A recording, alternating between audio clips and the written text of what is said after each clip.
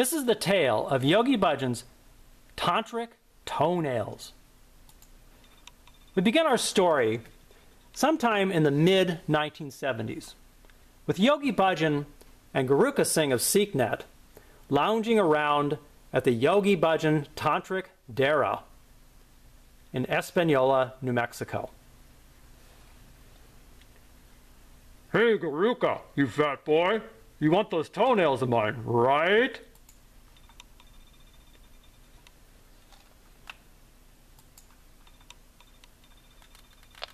Yes, sir. I would love to have the toenails of the Han Tantric.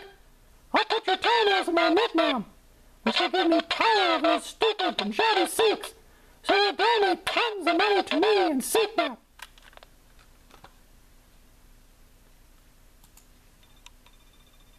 Ha ha ha. Yes, you're right, Mr. Fatty. My Mahan Tantric toenails will give you a lot of power to control those idiotic ice cream Sikhs. Guruka, did you ever wonder what was in that gift box I gave Indira Gandhi?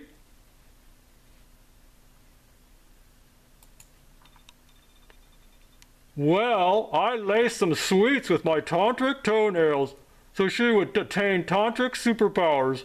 With my tantric powers pulsing through her veins, she'll be able to get rid of those troublemaking Sikhs at the Golden Temple. I also gave gifts of my tantric toenails to my pals at the SGPC and the Akal Takhat. My Swami friend Rishikesh, along with that Modi fellow, also got some of my tantric toenails, which will make them very powerful someday with the RSS Hinduvata government of India.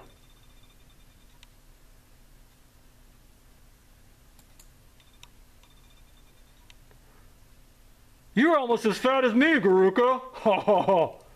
Let's go get something to eat.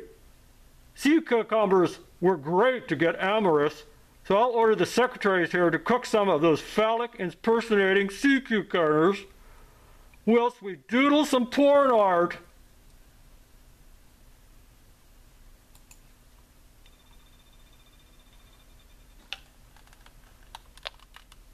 That sounds yummy, sir. I've got my hot socks on, and I'm hot to trot. Let's go. Maybe I'll add some of those Mahan Tantric's toenails to my sea cucumbers to give me some extra power right now.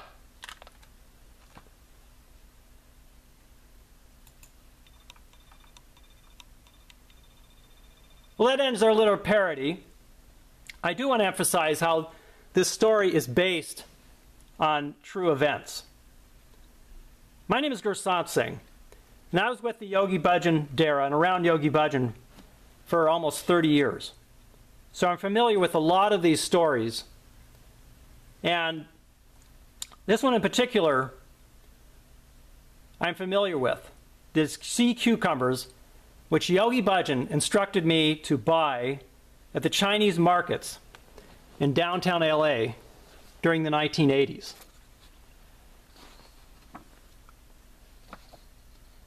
Now, these sea cucumbers are an endangered marine animal. And the Chinese folk belief attributes male sexual health and aphrodisiac qualities to the sea cucumber, as it physically resembles a phallus and uses a defense mechanism similar to ejaculation, as it stiffens and squirts a jet of water at the aggressor. So no doubt Yogi Bhajan was using and eating these sea cucumbers to enhance his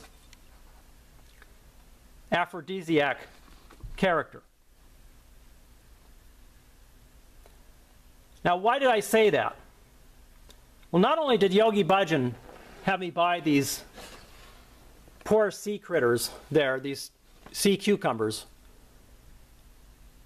for consumption, but he also drew this pornographic art, which he gave me back in the 1980s. You can see here his signature here on one of the pieces. says, "Why be there?" June 27th, 1989. This is clearly phallic in nature and completely unbecoming of someone who would call themselves a Sikh, especially someone who would call himself a Sikh leader. He's got power written there, and you can see here he's got God written down here with this phallic symbol. Really disgusting, really. Here's another one.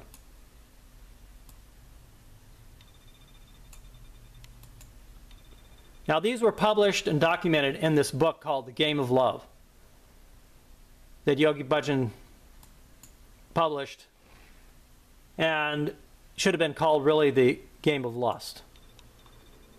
You can see here again some more of these paintings. Now, Yogi Bhajan lived a luxurious lifestyle, as you can see, while his students worked very hard and gave him thousands of dollars. I personally gave him gifts of thousands of dollars while I was in 3HO. Not only that, but gifts worth thousands of dollars as well.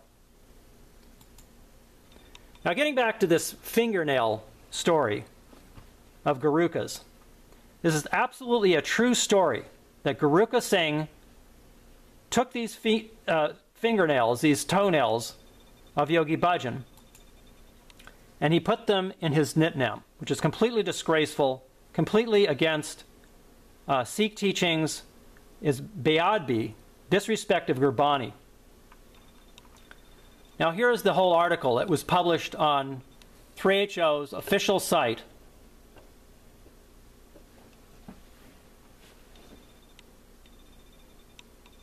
You can see here Guruka's put his picture there with his wife, and he goes through this whole story in detail.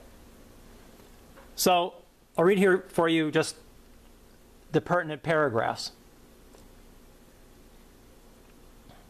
Says here, "Then he," this is Yogi Bhajan, "looked at me and extended the wrapped napkin to me, saying, 'You want these, right?' Talking about the fingernails.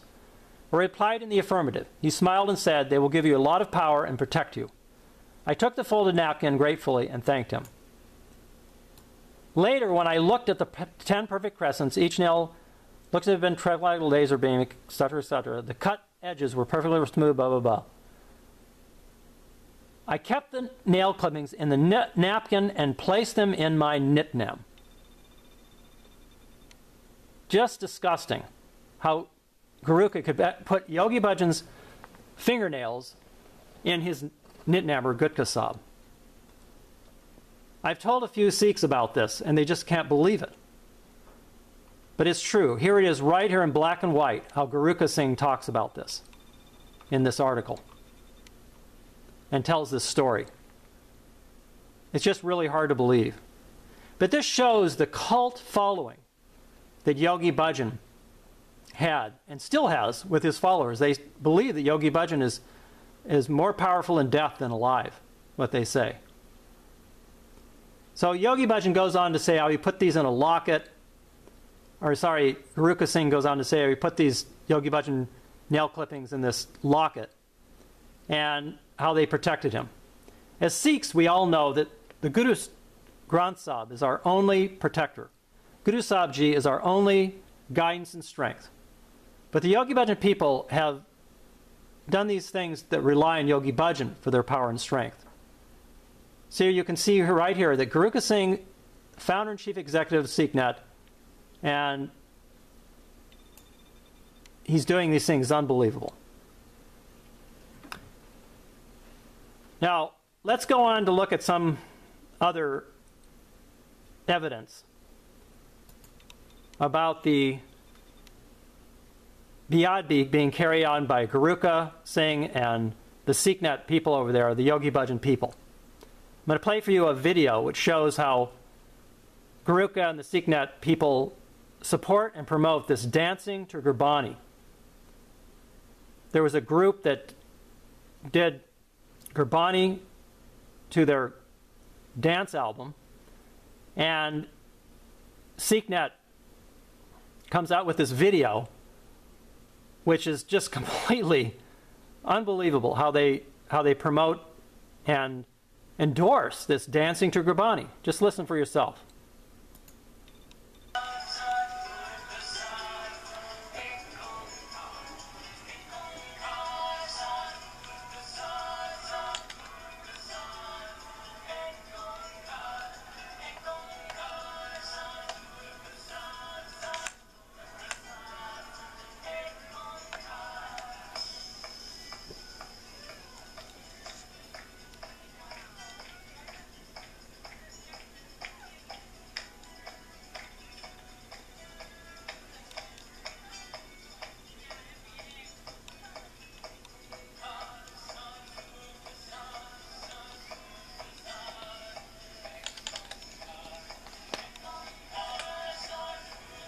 Oftentimes, I hear topics about people talking about dancing and how dancing is something that is against the Sikh lifestyle, against the Sikh way of life. And I've thought about this often, and I've gone through other processes on my own looking at this, and the universe is dancing. Atoms are dancing. Molecules are dancing. The cells in your body are dancing. The energy is dancing. Everything is dancing. Everything is dancing to the Shabbat. The whole universe is moving and dancing. Dancing. Dancing is life. This isn't about dancing. This is about somebody's judgment. Does this mean that as you go up and you become 9, 10 on the holy meter, that means you should always sit absolutely seriously and never move around? Because the more still you sit, the holier you are.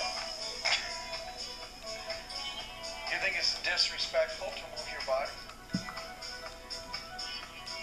Look, this is about somebody's judgment about energy in the second chakra. That when you're dancing, there's juice, there's a flow, there's the energy is moving, right? And in that, there's an ecstasy. If you want to express that energy through your second chakra, and you know you want to bump and grind and everything, that's how that energy is coming out. But when you act afraid of it, and you say, that's wrong, that's bad, that's lust, this dancing is wrong, therefore, then it becomes all dancing is wrong. Where do you draw the line between good dancing and bad dancing? Between right dancing and wrong dancing? Right? Then you have to say, well, we'll just say all dancing is bad. That's okay. You can say whatever you want. God is still dancing. That's the nature of God. To be moving, to be dancing, to be in a rhythm, to be in a beat. It's the nature of life. The first Shabad that a child hears is the mother's heartbeat. The beat of the heart, the flow of the blood in the mother. That primal rhythm is embedded in the consciousness and being of the child. So is music and beat and dancing, all these things are just totally natural part of life. It's just that somebody has made some judgment. This is right, this is wrong, this is holy, this is not holy. Understand, sexual energy is sexual energy. The question is not, you should do it or shouldn't do it. The question is, what are you doing? Are you doing it consciously? Are you understanding what's happening? Are you experiencing it with joy? Are you creating some pain through doing it? Are you manipulating somebody if you're doing it? All of this is about intent and about understanding.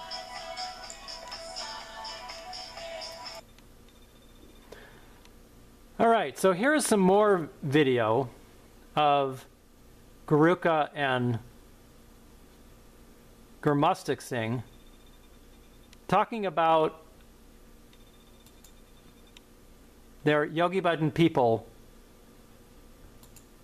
worshipping idols. So this question was from one user, and it says, why do white Sikhs worship Hindu gods, idols, and fire worship? I can't understand this since it's banned in Sikhism. So my question would be, when did you stop beating your wife? And all of a sudden you think, oh my God, is this true? And I get emails from people, they see something online and some picture, or they see some like, you know, this user asked about idols and Hindu worship. I mean, just from what I've seen of things, I mean, somebody equates having a picture or a statue as, if that's the fact that it's there, that people worship it. And But so what's wrong with worshiping as Hindus worship? What's wrong with worshiping if you're really worshiping from your heart? I go to the Hanuman temple and see everyone there is worshiping, and there's a Hanuman statue and all that. What they're doing is wrong. What I'm doing is right. It's still the trap of the opposites, right and wrong, good and bad. It's still that place in your mind.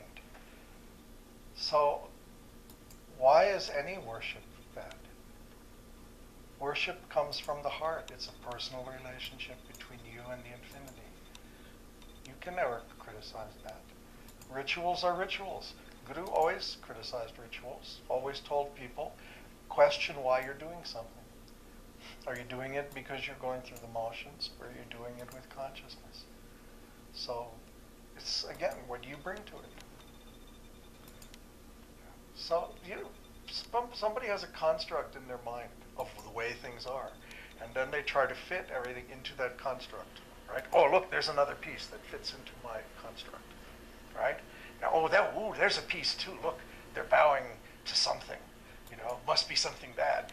Put that in. Now I have my construct that I got all my little pieces, but I only took the ones that fit and put them in because I'm very attached to my construct. I like it. It's my construct, you know. So I'm looking for pieces that will fit into it. That's not the neutral mind. That's just how the ego works. That you want to feel right. Look, my construct has been validated, you know. If you train your neutral mind so that it works, then you can evaluate each thing and not be stuck trying to fit it into your construct of what already exists. All right, so then we heard Guruka espouse his completely anti and un-Sikh-like philosophy about how it's okay to worship these idols and do these Hindu worships. And I want to point out how this former Jathedar of the Akal Takhat, Gurbachan Singh, came to Espanola there in 2014, October 2014. And this former Jathedar completely ignored the idols, the Hindu worship that was going on there at the Yogi Bhajan Dera. You can see here are these big statues of Ganesha that were right at the entrance there that this former Jathedar had to have seen. But he said nothing to the Yogi Bhajan people. You can see there Yogi Bhajan's fake title that he took on, the Sri Singh Sahib title there. This is right at the entrance to this Yogi Bhajan Dera.